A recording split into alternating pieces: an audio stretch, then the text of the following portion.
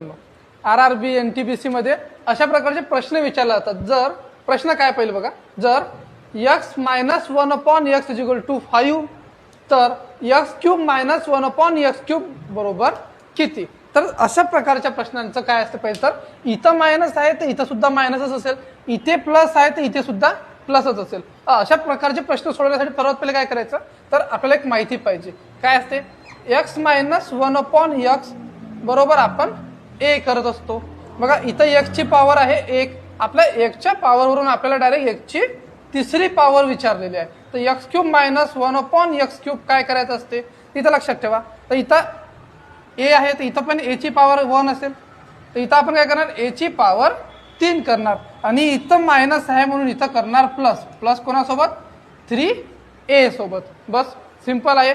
फक्त हे लक्षात ठेवा की इथं x ची पॉवर 1 आहे, इथं x ची पॉवर क्यूब आपल्याला विचारलेली आहे, तिसरी पॉवर विचारलेली आहे. मग काय आपला a किती आहे, तर a आहे आपला 5 आहे. तर मग काय आपला हे काय a³ + 3 आहे.